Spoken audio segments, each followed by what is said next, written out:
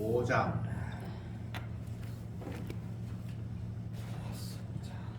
1절부터 4절까지 교독하겠습니다.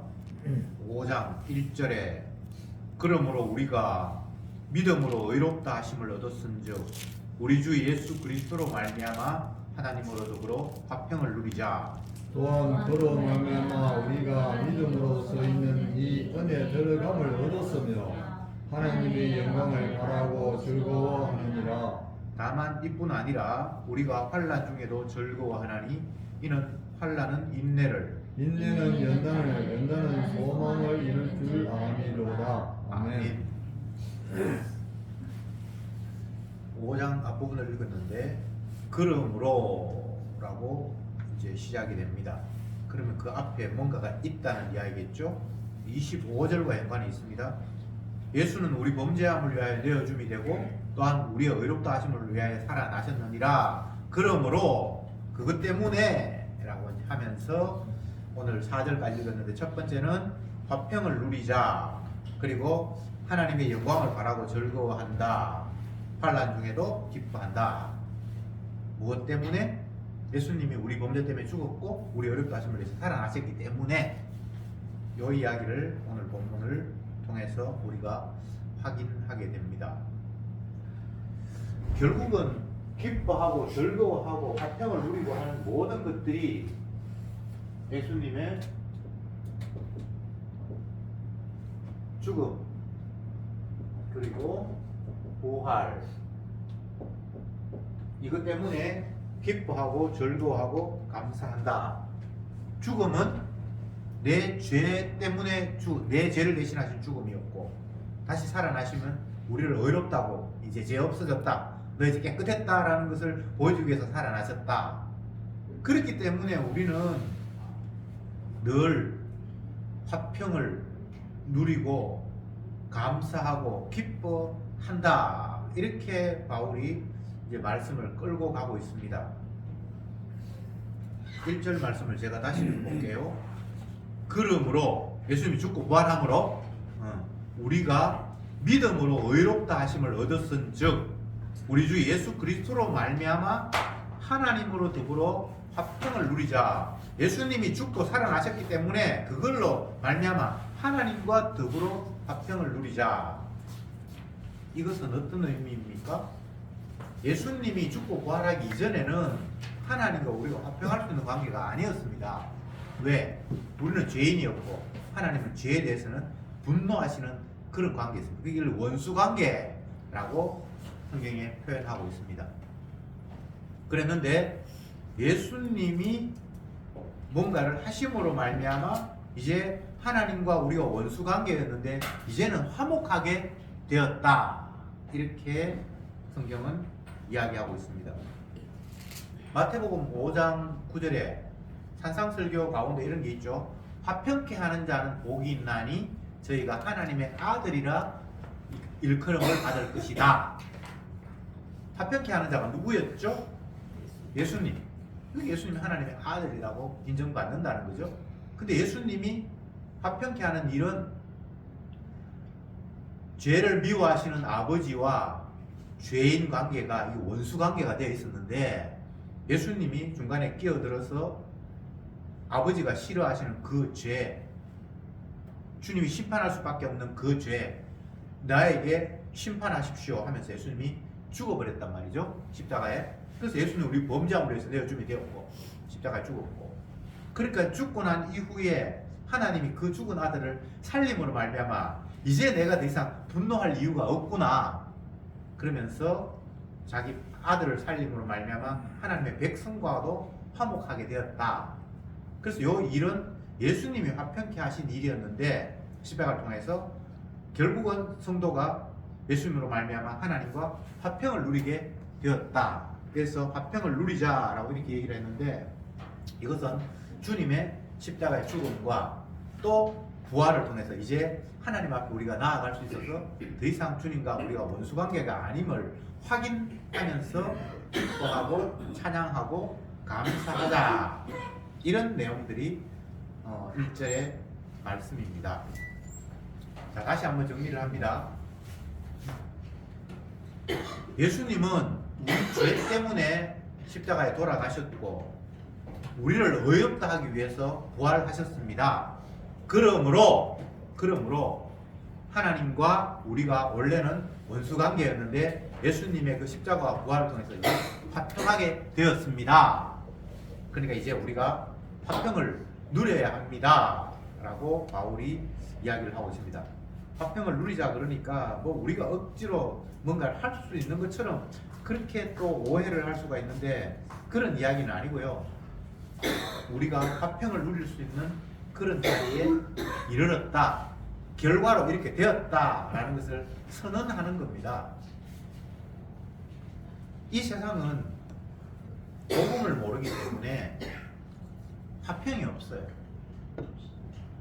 사람들이 오해하는 것 중에 하나가 불안하고 걱정하고 염려하고 초조해하는데 그 이유를 예수님의 십자가의 죽음과 부활에서 찾는 것이 아니라 전혀 다른 곳에서 찾습니다. 여러분이 이제 한번 생각해 보세요. 어떤 사람이 불안해하고 초조해한다, 평안함이 없다. 그러면 그 이유를 어떻게 분석을 하고 찾습니까? 대부분의 경우는 저 사람은 경제적으로 너무나 궁핍하기 때문에 평안이 없는 것 같다. 또 아니면 건강이 좋지 않기 때문에 평안이 없는 것 같다. 또 어떤 사람 불안하니까 미래가 점점 더 어두워지니까 불안해하는 것 같다. 뭐 이런 식으로 화평 없음에 대한 이유를 찾겠죠. 근데 그거 아니거든요. 이 땅의 인간들이 평안이 없는 이유는 예수님의 십자가의 죽으심과 부활의 의미를 알지 못하기 때문에, 다른 말은 믿지 않기 때문에. 예수님이 십자가에 죽으시고 부활하셨다는 것이 믿어지는 사람들은 더 이상 불안과 염려 대신 화평 안에 안착했다라고 바울이 오늘 로마서 5장 1절에서 설명하고 있습니다. 자, 잘 생각해 봅시다. 예수님이 죽으시고 부활하셨습니다. 그래서 이 결과 성도가 화평을 누린대요. 화평. 말로 바꾸면 평화. 그냥 마음이 편안하고 염려 걱정이 없고 근심이 없대요. 그런데 이 세상에서 평화가 없다, 근심 걱정을 가지고 있다 라고 판단될 때에 우리는 그 근거와 이유를 예수님의 죽음과 부활에서 찾는가 하면 그렇지 않잖아요. 맞죠? 뭐 아프리카 같은 데 가서 봉사하고 하는 그런 많은 교인들을 보면 그들의 고통스러워하는 모습을 질병 때문이다. 만약 의사들이 있고 몸이 건강하다면 저 사람은 훨씬 더 행복하게 살 것 같다. 근데 보니까 물이 귀한데 물이 오염되어 있다. 그러니까 우리가 깨끗한 우물을 파면 된다. 제가 지금 진행한 이야기가 아니고 실제로 있는 이야기예요. 제가 한 10여 년 전에 캄보디아를 간 적이 있었는데 그쪽에 가니까 한국의 뭐 교회 그런 데서 우물 파줬다고 뭐 우물 이렇게 글 써놨어요. 어디서 누군가 또 아니면 어느 수원시인가 어디서 지자체에서 와서 뭐 우물을 팠다고 그런 걸 써놨어요. 아마 그 지역에 물이 이제 깨끗하지 못하니까 높은 산악 지대가 있고 이러면 물이 위에서 깨끗하게 내려오는데 평평한 지역에는 물이 깨끗하지 않은가 봐요. 물이 황토, 흙이고 그런 걸 그냥 막 먹다 보니까 정수하는 시설들도 부족하고 하니까 몸에 질병이 걸리고 그렇게 해서 많은 사람들이 고통받고 이런 모습들을 아마 봤겠죠. 그래서 그들이 평화롭지 못하고 화평하지 못하는 이유를 건강 때문이다, 물 때문이다, 아니면 경제적으로 너무나 궁핍하기 때문이라고 하면서 뭐 옷도 갖다 주고 신발도 갖다 주고 재밌는 풍경이 남의 나라인데 어떤 젊은이가 티를 입고 있는데 무슨 한양대학교 가서 이런 등등들이 영어로 써 있기도 하고 새마을 마크가 붙어 있는 옷을 입고 다니고 그 한국에서 헌 옷을 모아서 아마 누가 갖다 줬겠죠. 자, 제가 지금 말씀드리는 내용은 뭔가 하면 이 땅에 인간들이 화평을 누리지 못하는데 그 이유를 어디에서 찾느냐라는 걸 지금 말씀을 드리고 있는 거예요. 우리 주변에도 뭐 우리 옆집 사람이 나이가 꽤 들었는데 한 뭐 65세 남편 한 70세 그렇게 됐는데 뭐 아침부터 막 목소리가 막 높고 막 서로를 멸시하는 그런 이야기들이 우리 옆집까지 이제 들린단 말이죠. 화평치 못한 거예요. 가정이 화목하지 못한 거예요. 그럼 그 이유를 우리가 또 보면 그분들이 어린이집을 운영하시는데 부인이 원장님이고 그 남편은 뭐 운전도 하고 이제 거드렛 일을 하고 그렇게 생활하시는가 봐요. 근데 어쨌든 뭐 자주 싸워요. 네. 엘리베이터 속에서도 싸우고 집에서도 싸우고 차 내려가서도 싸우고. 근데 이 생각을 해보면 이유가 아내가 하는 일에 남편이 잘 제대로 못 도와줘서 그렇겠다 뭐 이런 식의 생각을 할 수가 있잖아요. 근데 그거 다 아주 지엽적인 문제입니다. 근원적인 문제로 인간이 화평치 못한 이유는 예수님의 죽음과 부활을 모르기 때문에. 바울이 오늘 그 이야기를 하고 있는 거예요. 주님이 죽으셨어요. 왜?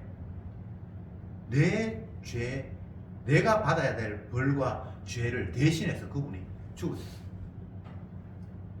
그리고 그분이 죽음에서 살아나셨어요. 왜? 너 이제 죄 용서받았다는 것을, 의롭다는 것을 신호하기 위해서 너 이제 깨끗하게 됐어. 죽었다는 것은 죄 벌 때문에 죽었는데 그 죽은 아들 하나님 다시 살림으로 말미암아 이제 내가 네 죄 용서해서 너 깨끗하게 되었어라는 신호라는 거예요. 이게 로마서 4장 마지막 때 나왔잖아요. 예수는 우리 범죄함을 위하여 죽었고 내어 줌이 되었고 우리 어렵다 하심을 위하여 살아나셨느니라. 예수님의 죽음을 자기 백성을 위한 죽음, 예수님의 살아나심을 자기 백성이 이제 어렵게 되었다는 신호로 살았음. 이거 주님께서 말씀하신 약속이잖아요. 근데 이 약속이 없는 사람들은 화평이 없어요. 부부가 사이가 좋다. 그러면 그게 화평한 겁니까? 그거 화평 안 돼요. 모든 인간, 주님의 약속이 믿음으로 심겨지지 않는 모든 인간들은 다 염려와 불안과 공포 속에 살아갑니다. 돈이 없어서 화평하지 않다고요? 그럼 돈 많은 사람은 화평해야 되는데. 요즘 정치권이 난리인데 대통령 되려고 하는 사람, 쫓아내려고 하는 사람, 뭐 국회의원들, 물론 국민들도 그게 다 관여하고. 근데 그 사람들이 먹을 것이 없어서 그렇게 염려하면서 다른 환경을 바꾸려고 하고 그렇게 하나요? 그렇지 않잖아요. 옛날에 박근혜 전 대통령이 대통령 자리에서 물러나면서 내가 이러려고 대통령이 되었나? 뭐 그런 연설 가운데 그런 내용이 있었어요. 대통령이 되어도 대통령 되면 뭐 최고의 지위고 뭐 먹고 사는 거 걱정 없을 거고 남들로부터 뭐 인정받는 그런 자리에 갔고, 근데 그 자리가 평화롭지 않았잖아요. 그러면 정치 잘해서 대통령으로서 존경받는 자리에서 끝났다. 그러면 그 사람이 화평했을까요? 아니거든요. 화평은 예수님의 죽으심과 다시 살아나심의 그 믿음을 가질 때만 화평이 오지, 나머지는 화평이 아니에요. 화평한 줄 착각해요.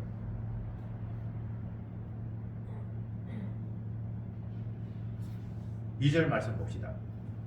또한 그로 말미암아, 예수님 죽고 부활하심으로 말미암아 우리가 믿음으로 서 있는 이 은혜에 들어감을 얻었으며 하나님의 영광을 바라고 즐거워하느니라. 예수님의 죽음과 부활을 통해서 1절에서는 이제 하나님과 우리가 화목하게 돼서 화평을 이룰 수 있다.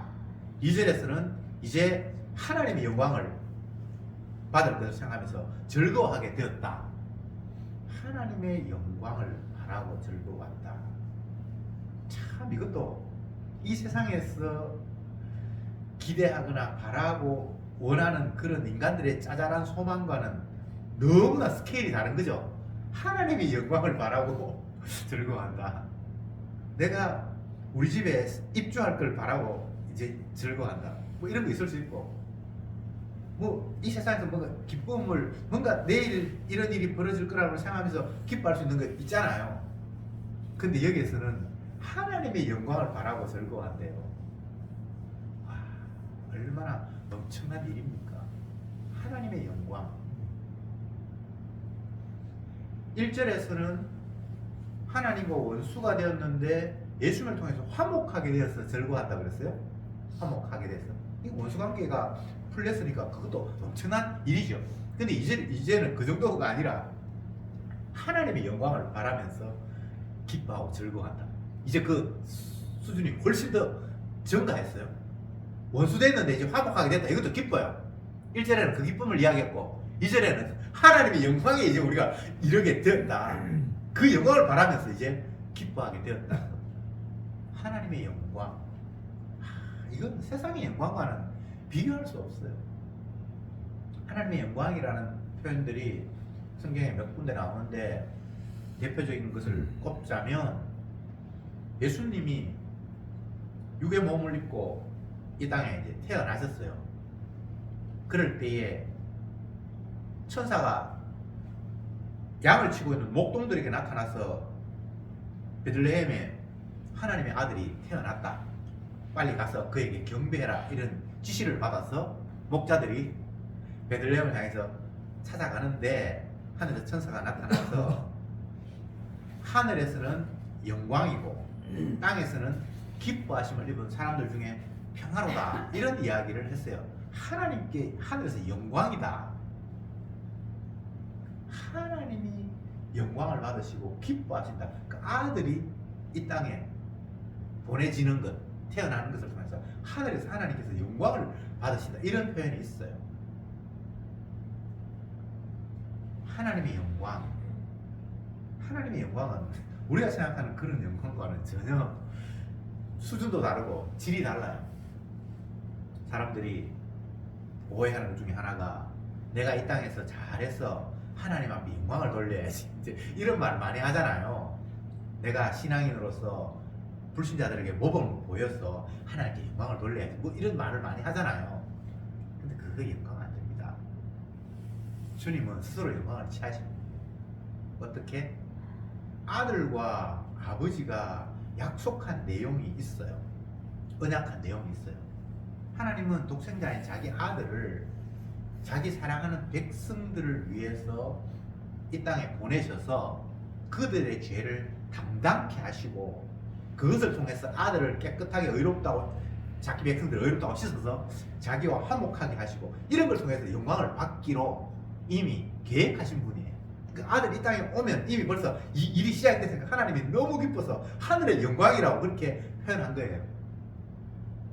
예수님이 이 땅에 오면 유대인들이 기대한 것처럼 이제 하나님이 아들이 이 땅에 왔으니까 더 이상 하나님의 백성은 우리에게는 고통도 없고 어려움도 없고 이제는 평화가 이루어질 것이다. 천국이 이루어질 것이다. 그런 식으로 영광이 아니고 자기 백성의 죄를 담당하기 위해서 이 땅에 오신 그 순간부터 아버지는 너무나 기뻐서 하늘에서 영광을 받으면서 기뻐하고 있다라는 이야기를 성경이 하고 있다 이 말입니다. 성도는 이런 기쁨 속에 살아가는 자예요.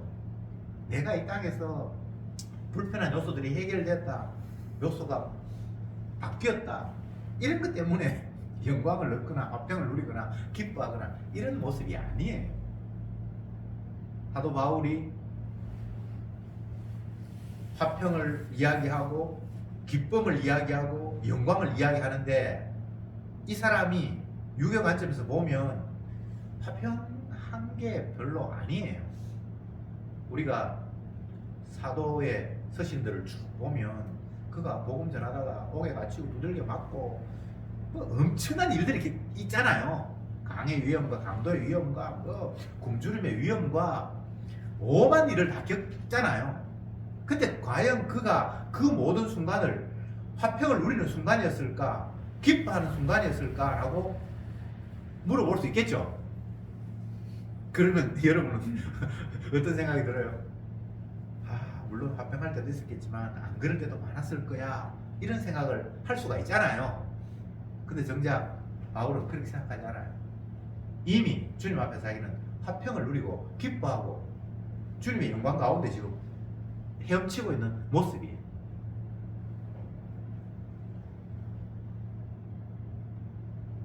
삼 절을 봅시다. 다만 이뿐 아니라 우리가 환난 중에도 즐거워하나니 이는 환난은 인내를, 인내는 연단을 소망을 이루는 줄 아느니라. 환난 중에도 즐거워한대요.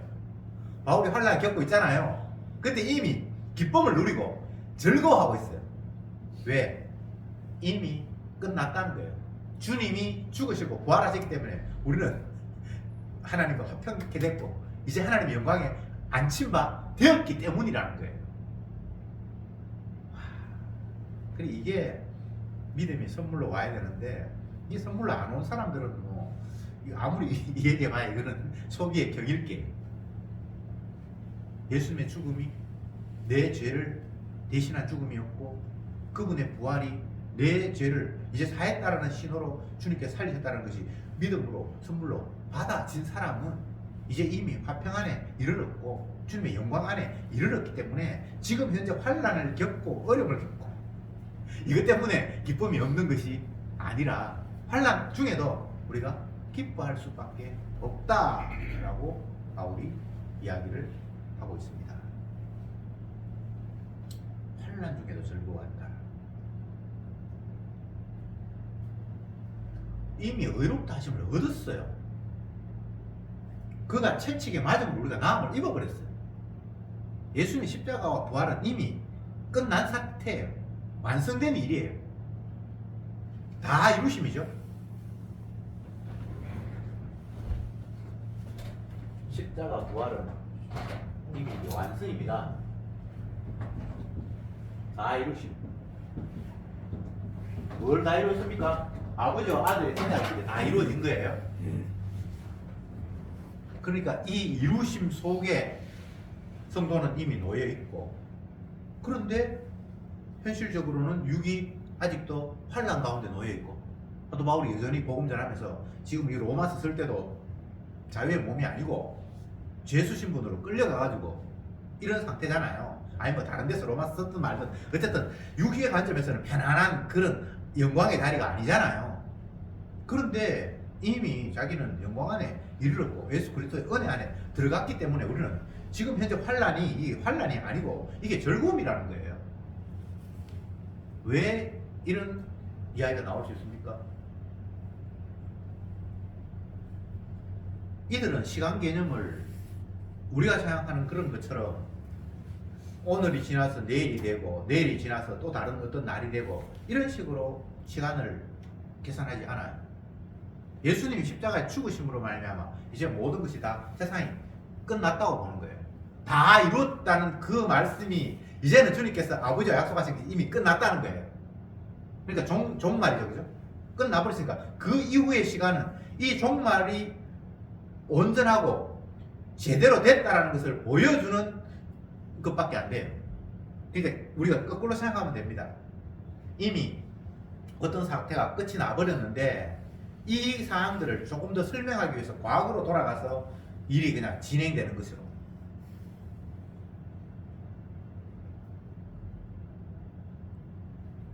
이렇게 이제 한번 비유를 해보겠습니다. 제가 옛날에 고통스러운 시간이 있었던 가운데 하나가 신학대학교 졸업하고 대학원 가서 뭐 이렇게 목사 안수 받는데 대학원 시험을 계속해서 떨어졌어요. 그래서 2번 떨어지고 3번 만에 됐는데 이제 3번 만에 됐든 뭐 몇 번 만에 됐든 이제 합격증을 받았습니다. 받아놓고 옛날 공부했던 시대를 역으로 이제 되돌려 보는 거예요. 그랬을 때 첫 번째 떨어졌을 때 비참함, 두 번째 떨어졌을 때 비참함. 그 담임 목사님이 막 시험 치고 난 뒤에 수고했다고 막 알탕 사주고 막 그렇게 했던 뭐 많은 거예요. 아니 도서관에 갔는데 자리가 없어서 그날 공부도 못하고 1시간 동안 타고 갔는데 다시 돌아오고 많은 일이 있을 것 아닙니까? 근데 합격증을 받아놓고 과거를 돌이켜보면 그게 환란도 아니고 그냥 편안하게 웃을 수 있는 거예요. 무슨 말인지 아시겠습니까? 바울이 지금 이렇게 지금 세상을 보고 있는 거예요. 이미 주님이 십자가에서 내 죄 때문에 돌아가셨고 어렵다 하시고 살아나셨던 이 상황, 나는 이제 주님 앞에 어렵다 하심을 받았고 그 주님의 영광 가운데 앉혀있는 이 상황에서 역으로 돌려서 지금 복음 전한다고 핍박받고 예수님의 십자가를 이해하지 못하고 온갖 일을 다 당하잖아요. 근데 이 환란이 아닌 거예요. 무슨 말인지 아시겠습니까? 아유, 시간을 어떻게 그렇게 거꾸로 돌립니까? 우리가 돌리고 싶어서 돌린 게 아니고 이 세상 자체는 주님의 주되심을 드러내기 위해서 그냥 펼쳐지는 시간들이에요. 이미 확정된 것들을 소개하는 시간이에요. 예수님의 사랑이 얼마나 대단한 건가를 지금도 보여주고 하나님의 용서가 얼마나 큰가를 보여주는 시간들이 그냥 흘러갈 뿐이기 때문에 이미 확정된 거예요. 이게 믿음으로 받아들이는 사람들은 이 세상에 어떤 일이 벌어져도 이미 결정된 상황이 이게 얼마나 큰 은혜인가를 보여주기 위해서 그냥 펼쳐지는 시간들일 뿐이에요. 지금 현재가 미래를 결정하는 게 아니고 이미 결정된 예수님 십자가 죽으심이 결정된 상황 속에서 이것이 얼마나 돈독한 걸 보여주기 위한 시간들로 지금 펼쳐지고 있는 거예요. 그러니 믿음을 선물로 받은 사람들은 자기의 미래가 남아있는 게 아니라 이미 결정이 나버렸어요. 그분이 채찍에 맞으면 우리가 마음을 잃어버렸어요. 용서를 받아버렸어요. 더 이상 내가 뭐 앞으로 죄 지을 건데 그럼 그 죄는 어떻게 할 거지? 그런 게 없어요. 주님이 이미 다 이뤘어요. 그러니까 환난 중에도 즐거워한다고 이야기하죠. 환난 그 자체가 즐거워서 즐거운 게 아니라 어떤 환난이 와도 아니 이미 합격증이 내 손에 주어졌는데 과거를 돌이켜 볼 때에 한 시간 걸려서 도서관에 갔는데 도서관이 자리가 꽉 차서 못 들어갔다. 그 당시에는 열받죠. 마치 해필 그 시험 기간이라고 애들이 일찍 와가지고 시험 공부한다고. 제가 숭실대학교 제가 사는 신림동에서 한 버스 한 코스만에 갈 수 있는 게 좀 거리는 멀어도 차 갈아타고 이런 데는 힘드니까 한 코스 갈아타는데 그게 숭실대학교였는데 그쪽까지 내가 도서관에 다녔거든요. 근데 정말 애들 중간고사나 학기말 치면 일찍부터 도서관이 꽉 차요. 그럼 그까지 한 시간 갔는데 자리가 없으면 못 하잖아요. 그럴 때 이제 어떤 방법이 있는가 하면 메뚜기라고 하는데 애들이 책만 놓고 볼 일 있어가지고 자리에 비어있는 거 있잖아요. 그러면 여기 채워놓고 이제 책 좀 보다가 주인이 오면 다시 자리 비켜줘야 되는 그걸 메뚜기라고 그럽니다. 속된 말로 여기 옮겨갔다가 저기 옮겨갔다가 그러면 사실은 그게 불안해가 공부가 잘 안 돼요. 내 자리도 아닌데 잠시 비었던 자리에 앉아가지고 좀 보다가 뭐 길면 뭐 한 시간도 있을 수 있지만 금방 오줌 들어가면 금방 비켜달라 그럴 거 아니에요. 그러나 그것이 지금 내가 시험 공부를 해야 되는데 합격을 위해서 공부해야 되는데 자리마저 내 안정된 자리가 없고 쫓아다니고 이 불안감이 현재가 아니라 이미 합격증을 나는 손에 쥐고 과거를 회상하는 그런 관점에서는 환난 중에도 즐거워하는 그 무슨 말인지 이해가 됩니까? 지금 바울은 이런 시각으로 세상을 바라보고 있고 주님의 말씀을 이해하고 있고 자기 현실을 읽고 있어요. 근데 이런 식의 세상 이해라는 게 이게 성령을 받지 않고 믿음이 오지 않고는 이게 말도 안 되는 희한한 이야기예요. 근데 믿음이 온 사람은 이게 현실이에요. 내가 지금 신앙생활 잘해서 주님의 뜻을 어기지 않아서 결국은 천국 가야지 라는 것은 은혜가 오지 않은 사람들의 시간관념이고요. 은혜가 선물로 온 사람은 이미 주님 앞에 하늘에 앉힌 바 되었어요. 그가 채찍에 맞아서 이미 나음을 입어버렸어요. 앞으로 내가 죄 지을 건데 죄를 짓든 말든 그 문제가 아니고 이미 주님께서 그를 내가 너를 사하였느니라. 예수님이 환자를 병자를 고치면서 이런 선언을 들어 하잖아요. 소자야, 네가 죄 사함을 받았는데. 분명히 그 사람은 병 나으려고 왔는데 많은 사람들이 그걸 지켜보고 있는데, 소자야, 내가 니를 죄 사한다. 물론 죄 사하는 모습, 그 사마리아 여인, 가늠하다 현장에 붙달린 여인, 그런 사람도 죄를 지었는데 내가 네 죄를 사한다라는 선언도 있지만, 병 나은 사람, 병 걸린 사람에게도 죄를 사한다 이런 표현을 쓰거든요. 병이든 죄든 그게 중요한 것이 아니고 예수님이 어떤 분인가를 보여주는 차원에서 그런 기사들이 펼쳐져 있는데, 예수님이 십자가에 죽어버렸어요. 그러면서 주님은 다 이루었다. 아버지가 내게 맡긴 숙제, 내가 이제 다 끝냈다. 그러면 그 끝내면 어떻습니까? 자기 백성의 죄를 위해서 자기가 죄를 담당해 죽었으니까 그 백성의 죄가 이제 없는 거잖아요. 그러니까 그 주님께서 하나님 아버지께서 화답하셔서 그 죽은 아들을 다시 살리면서, 그래 이제 죄 없어졌어 라고 이야기했단 말이죠. 그러면 주님 때문에, 자기 죄 때문에 십자가에 피 흘리신 주님, 자기를 어렵다 하시기 위해서 살아나신 주님이 믿어지고, 그 주님이 피 뿌려서 자기 백성 삼으신 그 사람은 이제 모든 게 다 끝나버렸어요. 더 이상 뭐 죄를 묻는다든지 그런 게 이제 이미 없어요. 그러니까 결과적으로는 주님의 다 이루심이라는 최종적인 관점을 바탕에 놓고 모든 것들을 바라보는 이런 시각이 오늘 본문이 이야기하고 있는 사도 바울의 논리입니다. 근데 이게 은혜가 아니면 이 논리가 말이 안 되는 거예요. 앞으로 어떤 죄를 줄지 어떻게 알고, 지금이야 네가 예수 믿었다 그러지만 나중에 어떻게 될지 모르는데 사람들 자꾸 바뀌더라. 얼마든지 이 논리를 부술 수 있는 이야기들이 충분히 인간들에게는 나올 수 있겠죠. 그런데 바울은 그런 논리 인정하지 않습니다. 하나님 아들이 다 이뤘다고 하는데 그게 뭐가 아직 모자라는 게 있냔 말이죠. 그가 자기 피를 흘림으로 말미암아 이제 네가 죄 없다, 하나님과 이제 화평하게 되었다, 이런 상태에서 무엇을 더 이상 미진한 것이 있어서 해야 될 일이 있는 게 없다는 이야기를 바울이 하는 거예요. 주님이 다 이루셨기 때문에 우리도 이제 다 끝난 거예요. 근데 아직 살고 있잖아요. 아직도 죄 짓고 있는데요. 이것은 제가 아까 합격증 받아놓고 과거 합격하기 위해서 노력했던 그 삶을 돌이켜보는 것이라 제가 말씀을 드렸습니다. 성도는 그런 삶이에요. 주님이 이미 우리를 하늘의 보좌에 앉히셨는데, 이것이 네 노력과 수고와 땀이 아니라 100% 주님의 희생과 사랑이었다는 것을 거듭거듭 확인시키면서 주님만 찬양하도록, 내가 이거 백날 해봐야 이것 때문에 내가 의롭게 되는 것도 아니고 하나님 인정받는 것도 아니고 나는 내 욕심밖에 몰라. 그래서 평생 인간은 죄 짓는 삶 말고는 다른 삶이 이 땅에서 있을 수가 없습니다. 모친이 죄주인생했기 때문에, 내가 죄덩어리로 태어났기 때문에 그냥 이리 굴러도 저리 굴러도 그냥 나는 죄밖에 없는 거예요.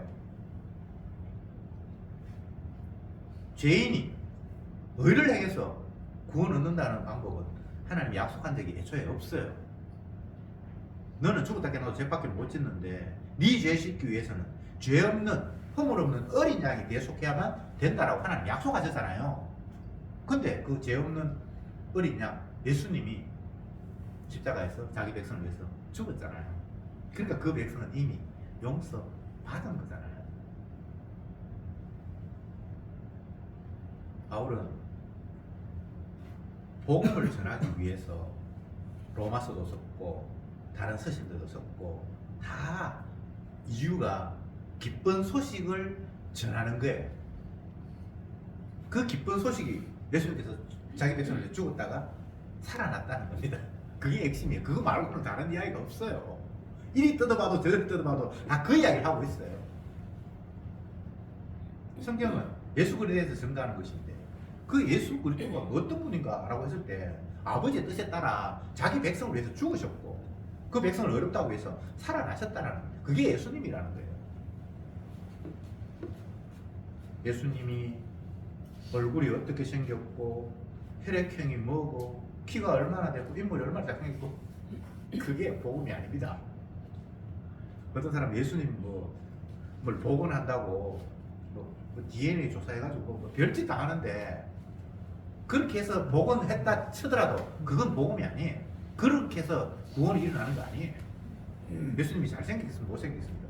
그것도 의미 없어요. 키가 얼마나 됐을까? 성격이 어땠을까? 아무 의미 없습니다. 혈액형이 뭔데? 의미 없어요. 그분이 아버지의 뜻에 따라 자기 백성의 죄를 담당하시고 죽었고 그 담당을 했으니까 그에게 다 옮겨갔으니까 그 백성들이 이제 깨끗하게 된 거잖아요. 그리고 그것을 최종적으로 하나님께서 인정하시기 위해서 죽은 아들을 다시 살려서 그래 이제 의롭게 되었다. 이걸 지금 바울이 사람들에게 이야기하고 있는 거예요. 너희들이 왜 불안한지 아니? 왜 화평이 없는지 아니? 예수님이 어떤 분인지 몰라서 그런 거야. 예수님의 죽음의 이유를 너희들이 몰라서 그런 거야. 바울이 지금 그 이야기를 하고 있는 거예요. 바울이 육을 지녔기 때문에 우리와 똑같이 가난한 자, 병든 자를 보면서 안타까워할 수도 있고 애달플 수도 있겠죠. 고아를 보면서, 과부를 보면서 어떻게 하지 도와야 된다 이런 생각이 들 수 있었을 거예요. 그러나 그들에게 그런 방법이 복음이 아니었어요.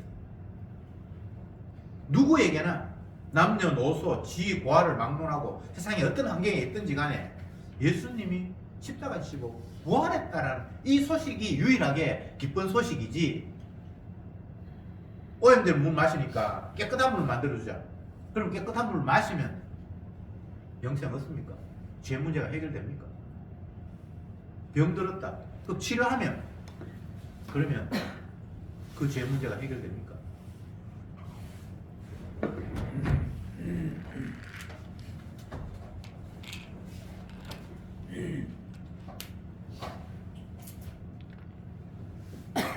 인간의 모든 문제는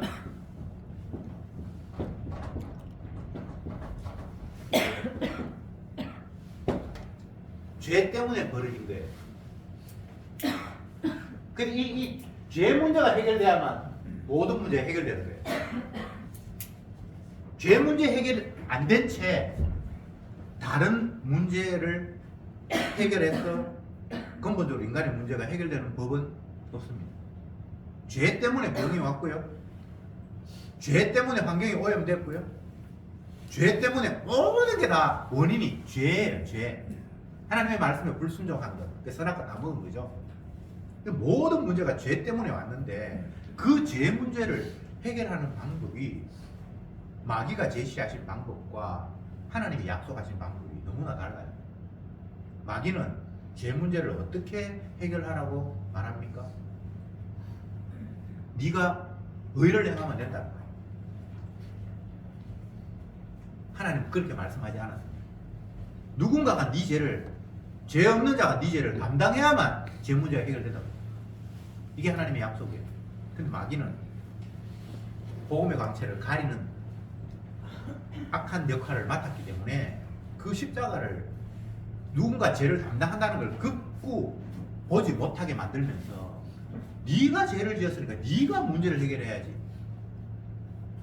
결자해지. 우리 인간들이 흔히 쓰는 말. 문제를 만들었으면 그 만드는 사람이 풀어야 된다는 거예요. 인간적으로는 너무나 그게 달콤한 말이에요. 내가 문제를 사건을 저질렀으니까 내가 해결해야 된다. 그 말이 너무나 맞는 말이에요. 그런데 주님은 그렇게 말씀하지 않았어요.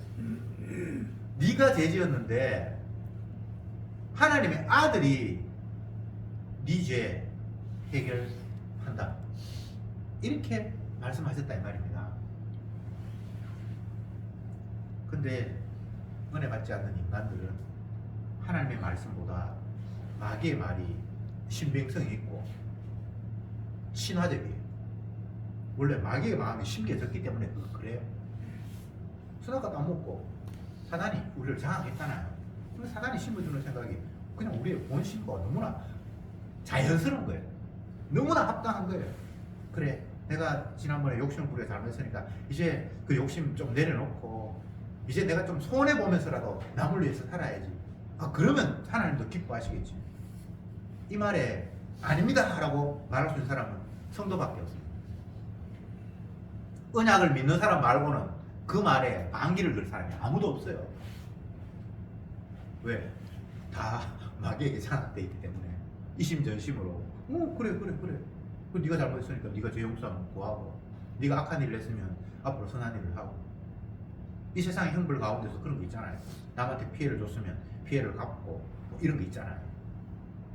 물론 그걸 안 되면 감옥에서 벌을 받는 것도 있고 내가 죄를 지었으니까 내가 벌을 받아야 되고 그런데 내가 죄를 지었는데 다른 사람이 벌을 받는다. 이것도 이 세상의 논리에서 마귀의 논리에서는 안 되잖아요. 근데 하나님은 그렇게 말씀하셨어요. 내 백성의 죄를 아들에게 담당시키겠다라고 주님이 말씀하셨고 하나님이 말씀하셨고 그 아들 예수님은 이 땅에 오셔서 아버지 뜻대로 하셔서 영광 받으십시오 하면서 그 길로 갔고 그래서 아버지와 아들의 그 약속 속에 성도는 끼어들어서 의롭게 되었고 이게 오늘 바울이 전하는 기쁜 소식이라는 겁니다. 네가 할 거 믿는 거 말고는 없어. 주님이 하신 일을 아멘 아멘 하면서 즐거워하고 전하는 거 말고는 네가 할 일이 없어. 내가 뭘 해서 어떻게 되는 게 아니라 이미 일어난 일이야 라고 바울이 외치고 있습니다. 이 바울의 기쁨이 저와 여러분의 기쁨이 되기를 바랍니다. 기도합시다. 주님, 우리가 화평하기를 원하고 즐겁기를 원하지만 우리의 마음속에는 기쁨과 즐거움보다는 불안, 염려, 짜증이 얼마나 많이 일어나는 겁니다. 그 모든 이유가 주님의 십자가를 바라보지 않고 주께서 흘리신 피의 의미를 생각하지 않았기 때문임을 오늘 다시 한번 말씀을 통해서 확인했습니다. 물질이 나에게 평안을 주는 것도 아니고 명예가 나에게 구원을 주는 것이 아닌데 마귀는 계속해서 십자가 제외해놓고 다른 것이 우리에게 즐거움의 소스가 될 수 있는 것처럼 끝없이 유혹합니다. 주여 이 마귀의 소리에 더 이상 말려들지 말게 하시고 주께서 말씀하신 대로 우리 범죄함을 위하여 내어줌이 되었고 우리의 의롭다 하심을 위하여 살아나셨느니라는 그 복음만 바라보며 그 말씀 안에 늘 담겨 있게 하옵소서.